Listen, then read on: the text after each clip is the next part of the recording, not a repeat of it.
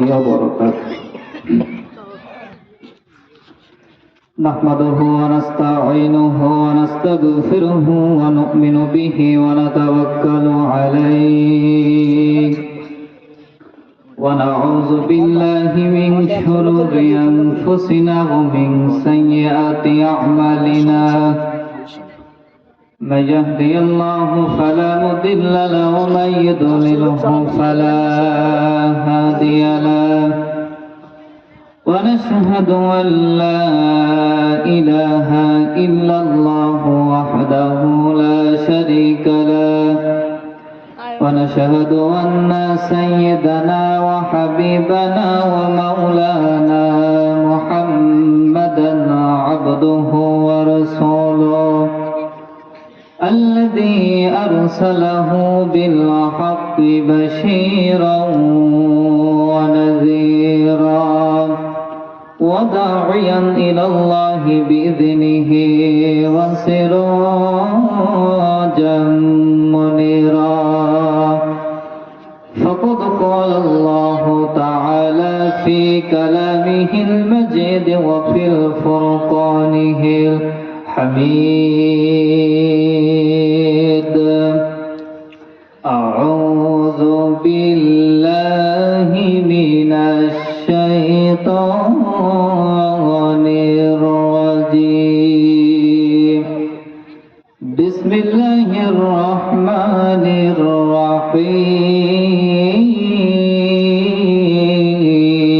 الرحيم إن الذين آمنوا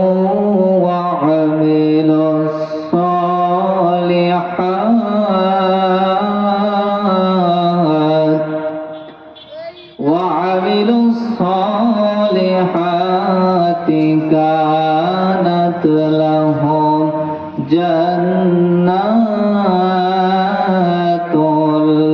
الفردوس نزلا كانت لهم جنات الفردوس نزلا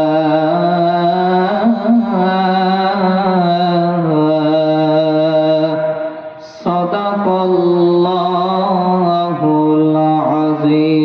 العظيم عن أنس رضي الله تعالى عنه قال قال النبي صلى الله عليه وسلم لا يؤمن أحدكم حتى أكون أحب إليه من والده وولده والناس أجمعين رواه البخاري إن الله وملائكته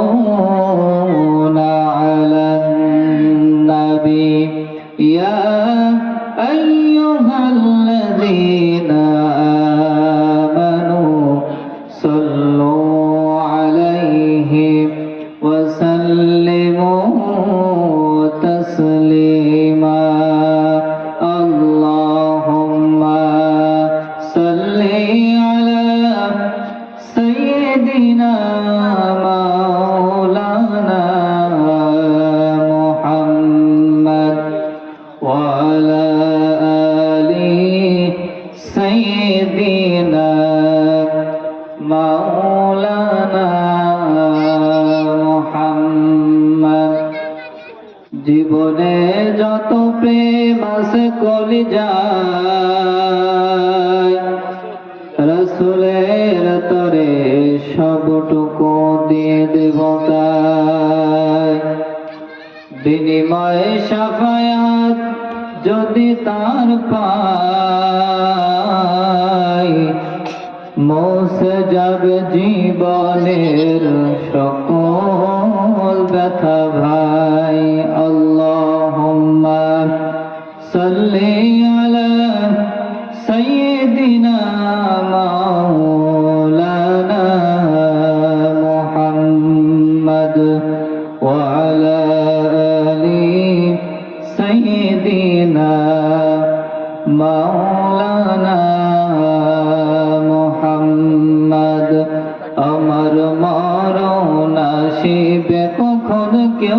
জানে না। তোমার মরণ আসিবে কখন কেউ তো জানে না। আমার মরণ আসিবে কখন কেউ তো জানে না। আমি মরে গেলে তোমরা আমার ভইলা যাইও না। আমি মরে গেলে তোমরা আমার ভইলা যাইও না। আমার মরণ আসিবে কখন কেউ তো জানে না। তোমার মরণ আসিবে কখন কেউ তো জানে না। আওয়াজ দিয়ে বলেন ঠিক কিনা? এই দুনিয়া সারা জীবন, এই পৃথিবী সারা জীবন থাকার জায়গা নাই। অন্ধকার কবর যে তোমার আসল ঠিকানা। এই পৃথিবী সারা জীবন, এই দুনিয়া সারা জীবন থাকা যাবে না। অন্ধকার কবর যে তোমার আসল ঠিকানা। সবাই রেখে তোমায় চলে যাবে, কেউ সঙ্গী হবে না। সবাই রেখে তোমায় চলে যাবে, কেউ সঙ্গী হবে না। আমার মরণ আসিবে কখন কেউ তো জানে না। তোমার মরণ আসিবে কখন কেউ তো জানে না। আলহামদুলিল্লাহ, সকল প্রশংসা সে আল্লাহ সুবহানাহু ওয়া তাআলার দরবারে, যে মহান রব্বুল ইজ্জতি ওয়াল জালাল আমাকে আপনাকে দুনিয়াবি সমস্ত কাজকে ফারাক করে আল্লাহ রাব্বুল আলামিন এই যে জান্নাতের বাগানে বসে কিছু কথা শোনা এবং বলা তৌফিক যে আল্লাহ পাক করে দিলেন, সে মহান মালিকের দরবারে সকলে বলেন আলহামদুলিল্লাহ। আর শুকরিয়া আদায় করে সে আল্লাহ সুবহানাহু ওয়া তাআলা, যে মহান মালিক আমাদেরকে সুস্থতার মতো নিয়ামত দান করেছেন, বলি আলহামদুলিল্লাহ। সম্মানিত হাজিরিন, পবিত্র কুরআনুল কারীম তাফসীরুল কুরআন মাহফিল, সেখানে আমরা কোরআনের কিছু ভূমিকা তুলে ধরবো। এখানে কুরআনুল কারীম, আমরা যে কোরআনটাকে পড়ি, এটা একটা কাগজের কোরআন, কি বলেন ঠিক কিনা? যারা আমরা হাতে যেখানে আসি, আলেমরা যারা এখানে আসি, আমরা পড়েছি কোরআনের অর্থ, যারা বুঝে বুঝে পড়েছেন, এর ভিতরে ব্যাখ্যা বিশ্লেষণ যা আছে সবকিছুকে আমরা বুঝতে পারি, পড়তে পারি। যেমনি ভাবে আমি আপনি যদি কোরআনুল কারীমের কাছে প্রশ্ন করি, কোরআন বলো তো তোমার নাম কি? আল্লাহ রাব্বুল আলামিন পবিত্র কুরআনুল কারীমের মধ্যে সুন্দর করে জানিয়ে দিয়েছেন, বাল হুয়া কুরআনুম মাজিদ, আমার নাম কোরআন। এখন যদি প্রশ্ন করি, কোরআন বুঝলাম তোমার নাম কোরআন, বলো তোমার বাড়ি কোথায়? কুরআনুল কারীম জবাব দিবে, ফি লাউহে মাহফুজ, বাড়ি হলো আমার লাউহে মাহফুজে। বলেন সুবহানাল্লাহ। আবার যদি প্রশ্ন করি, কোরআন বুঝলাম তোমার নাম কোরআন, বাড়ি তোমার লাউহে মাহফুজে। এবার যদি প্রশ্ন করি, কোরআন তুমি কখন নাযিল হয়েছো, দিনের বেলায় না রাতের বেলায়?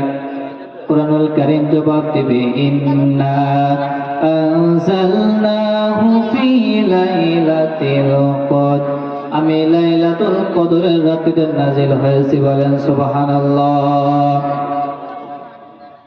কুরআনের কাছে যদি প্রশ্ন করি, কোরআন বুঝলাম তোমার নাম কোরআন, বাড়ি তোমার লাউহে মাহফুজে, নাযিল হয়েছো তুমি রাতে শাহরুল রমাদান আল্লাযী উনজিলা ফীহিল কুরআন, রমজান মাসে নাযিল হয়েছে।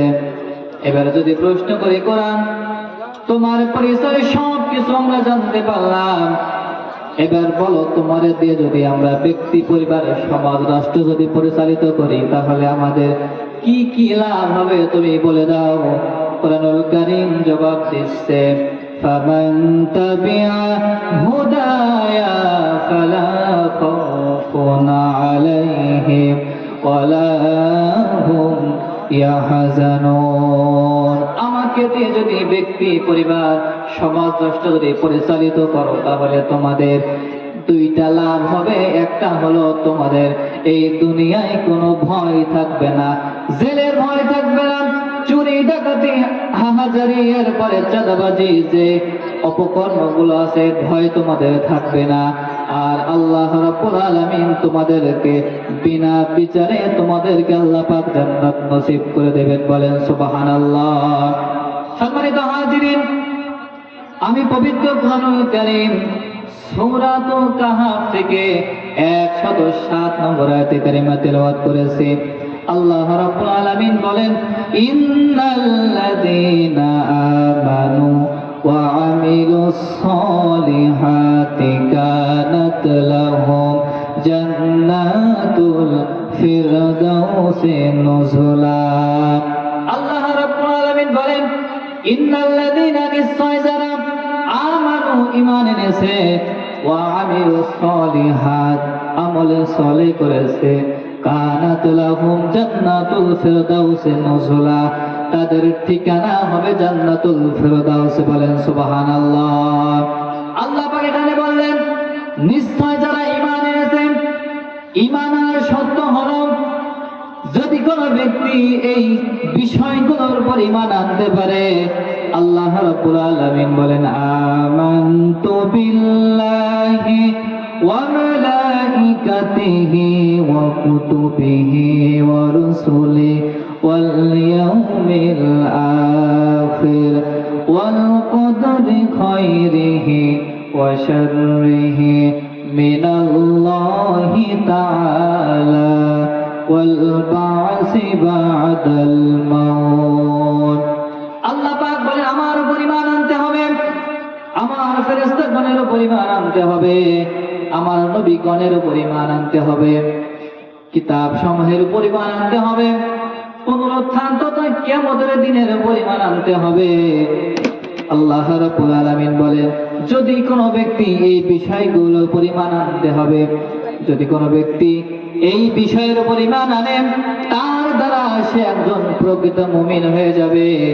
আর একজন প্রকৃত মুমিনের একটা বিষয়ে লক্ষ্য করতে হবে, তার ঈমানটা যেন কোনো ক্রমেই শিরকের দ্বারা আচ্ছাদিত না হয়। তার কারণ হলো শিরক মুক্ত ঈমান। যদি আমি আপনি আমাদের বাস্তব জীবনে আমাদের আমলের মধ্যে শিরক ঢুকে যায়, আল্লাহ রাব্বুল আলামিন বলেন ওরকম আমল আমি আল্লাহর দরবারে কবুল মঞ্জুর হবে না। এজন্য আল্লাহ পাক বলেছেন শিরক মুক্ত ঈমান নিয়ে যদি তোমরা আমি আল্লাহর কাছে মাপ চাইতে পারো, আমি আল্লাহ রাব্বুল আলামিন তোমাদের জিন্দেগীর সমস্ত গুনাহগুলোকে মাফ করে দেব। বলেন সুবহানাল্লাহ। তাহলে আল্লাহ পাক বলছেন এই যে বিষয়গুলোর উপরে যদি কোনো ব্যক্তি ঈমান আনতে পারে, সে প্রকৃতভাবে মুমিন হয়ে যাবে। আর মুমিনের ঈমান আনার পরে একটা বিষয় লক্ষ্য করতে হবে, তার ঈমানটা যেন কোনো ক্রমে শিরকের দ্বারা আচ্ছাদিত না হয়। এবার আসুন আল্লাহ পাক বলেন আমানু ওয়া আমিলুস সলিহাত, যারা আমলে সলেহ করেছে, আমলে সলেহ ভালো ভালো কাজ করতে হবে। যেমনি ভাবে আপনি একটা মসজিদ মাদ্রাসা এক বস্তা ইট এক গাড়ি ইট দিলেন, সিমেন্ট দিলেন, যতদিন পর্যন্ত ওই প্রতিষ্ঠানগুলো চলবে, আপনি কবরের মধ্যে বসে ফ্ল্যাক্সি লোডের মতো আপনার আমল নামায় ওই নেকিগুলো পৌঁছাতে থাকবে। বলেন সুবহানাল্লাহ। ভালো ভালো কাজের বিনিময়ে আল্লাহ রাব্বুল আলামিন দুনিয়াতেও পুরস্কার দিবেন।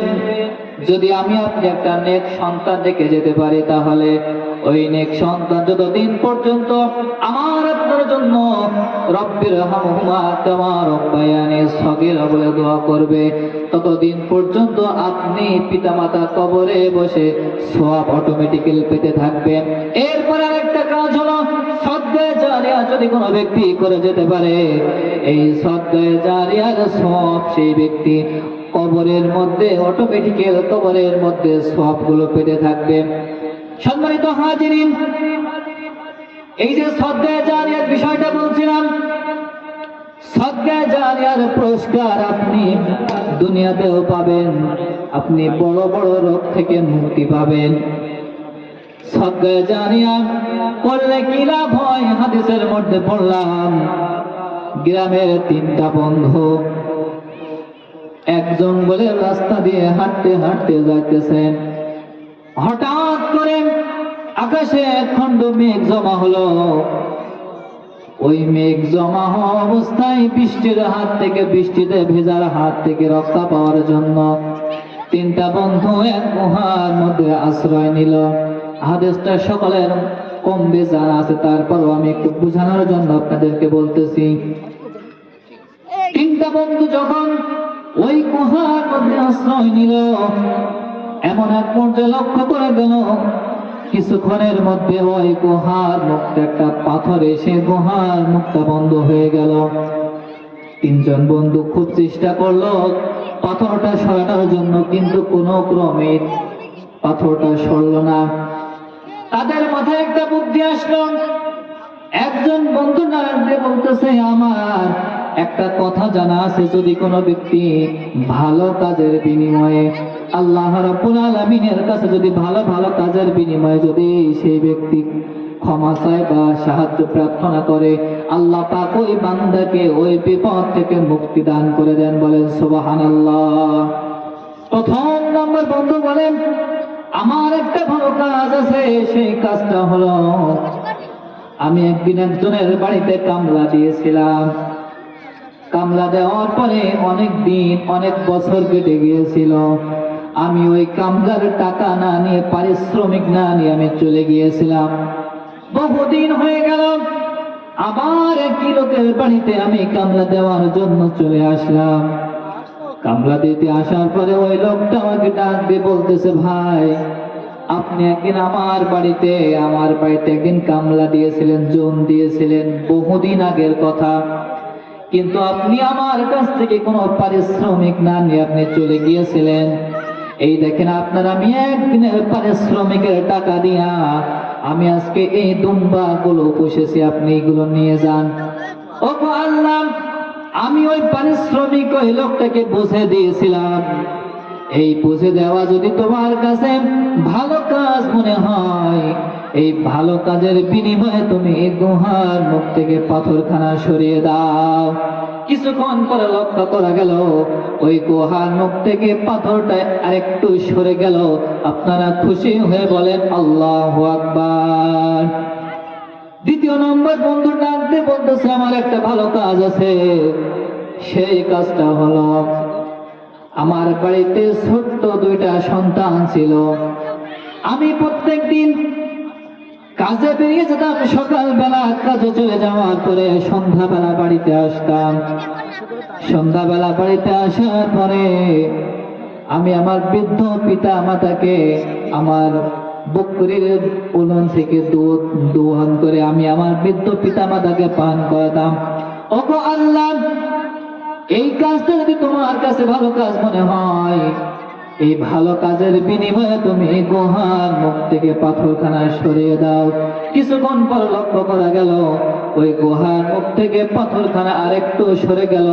বলেন আল্লাহু আকবার। তৃতীয় নম্বর বন্ধু ডাকতে বলতেছে, আমার একটা ভালো কাজ আছে, সেই কাজটা হলো আমার একটা চাচাতো বোন ছিল। আমি প্রত্যেক দিন তার সাথে খারাপ মেলামেশা করার জন্য চেষ্টা করতাম। একদিন দেখি আমার চাচাতো বোন আমার কাছে এসে বলতেছে, ভাইয়া আজকে 2টা দিন হয়ে গেল আমি কিন্তু খাবার আমার পেটে যায় নাই, আমার পেটে বড় ক্ষুধা, তুমি আমারে কিছু খাবার দাও, আমি একটু ক্ষুধার জ্বালা মেটাই।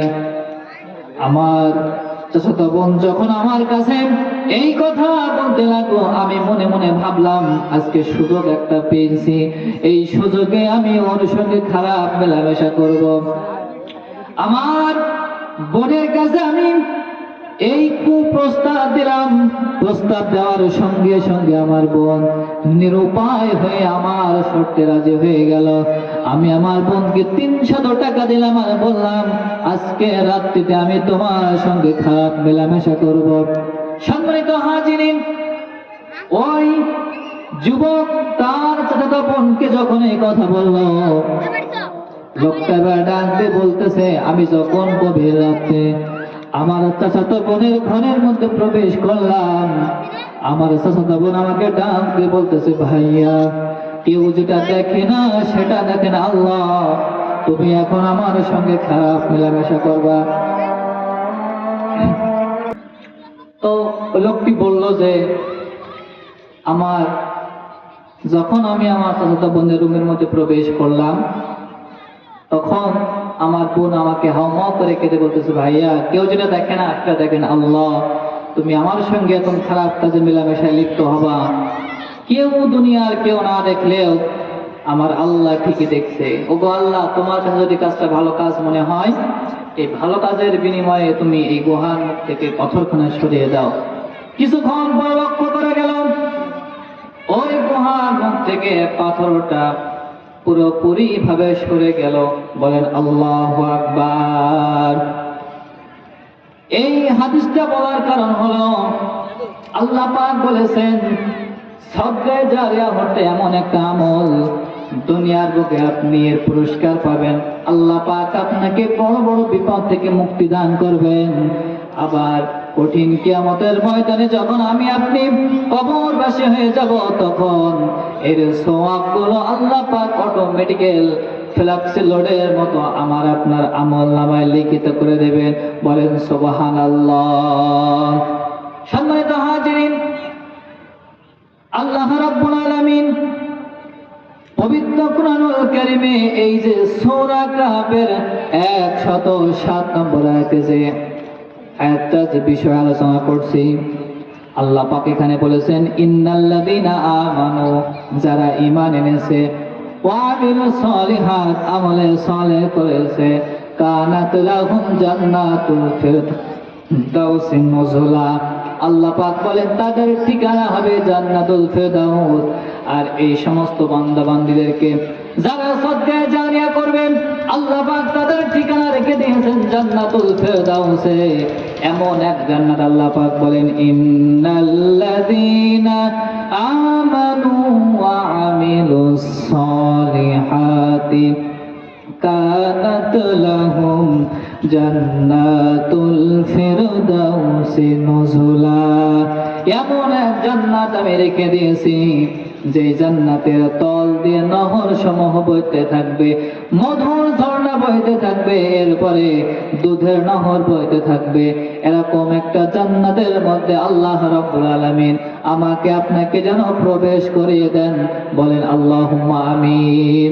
সম্মানিত হাজিরিন, যেহেতু তাফসীরুল কুরআন মাহফিল এখানে লিখে দেওয়া হয়েছে, আজকে বর্তমান সমাজে মাহফিল গুলোতে দেখবেন মাহফিলের প্যান্ডেল যেমন তেমন বাজার ঘাটে লোকজন থাকে বেশি, কি বলেন ঠিক কিনা?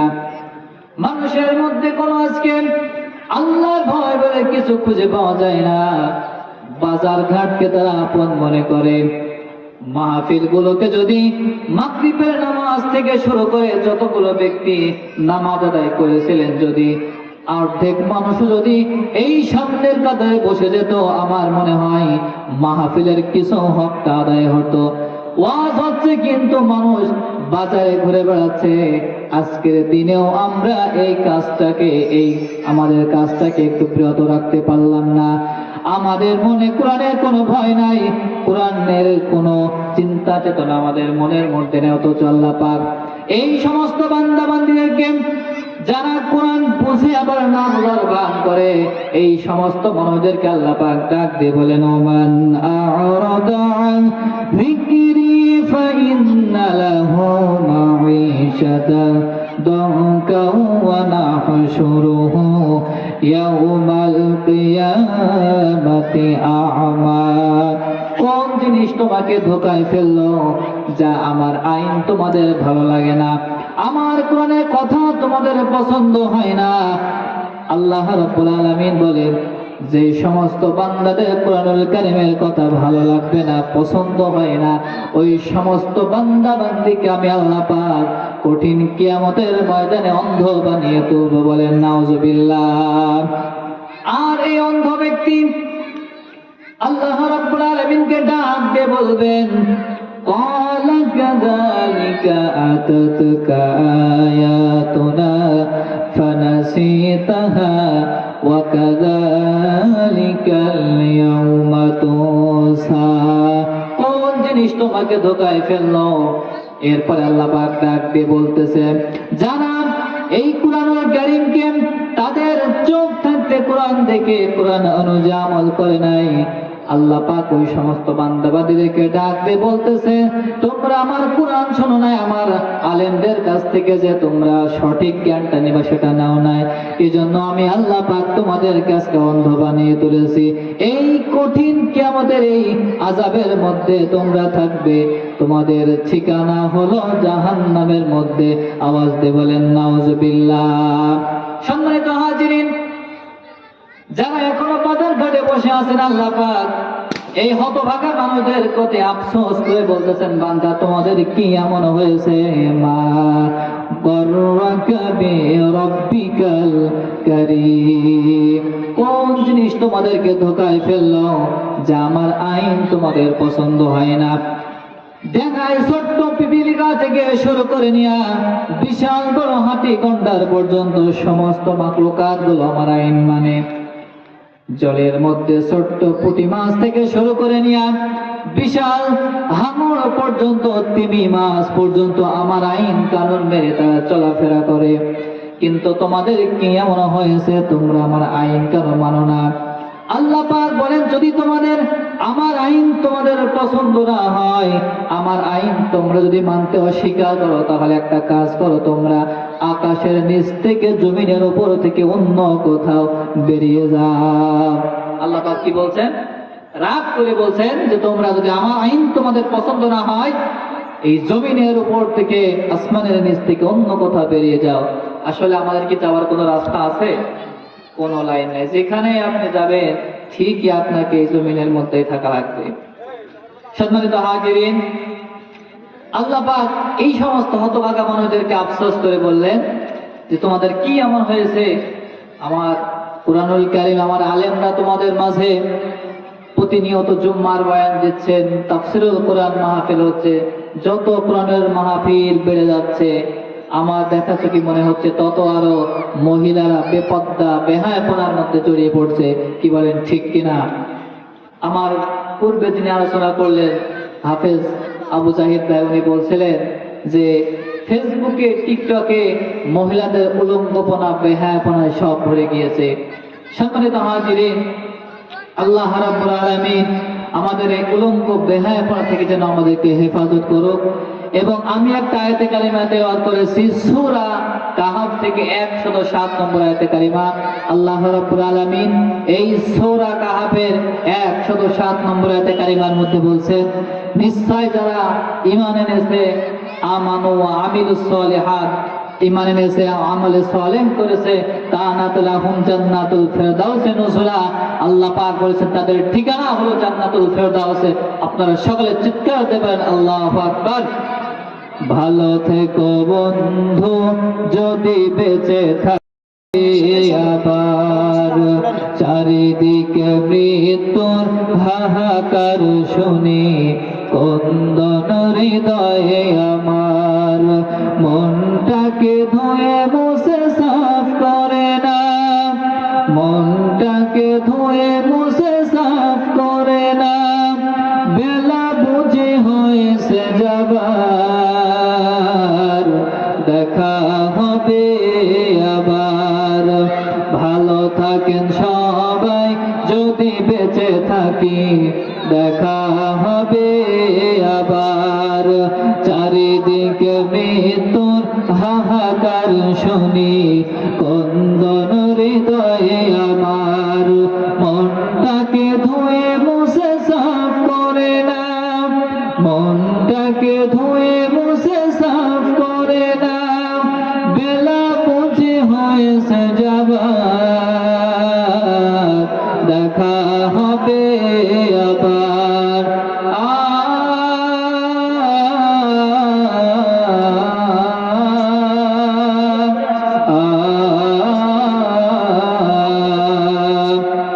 তোমাদের কথাগুলো মনে হলে চোখ বেয়ে অশ্রু নেমে আসে,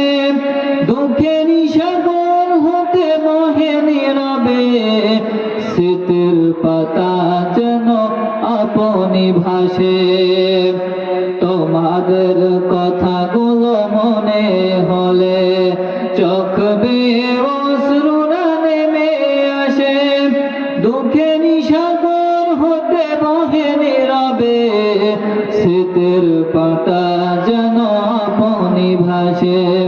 ক্ষমা করে দিও প্রিয় যদি না পারি, ক্ষমা করে দিয়েন সবাই যদি না পারি, প্রেম ভালোবাসা দেবার দেখা হবে আবার।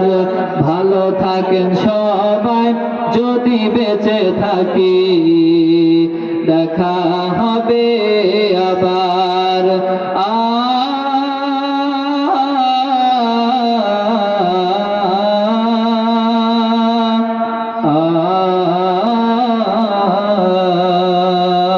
আসসালামু আলাইকুম ওয়া রাহমাতুল্লাহ।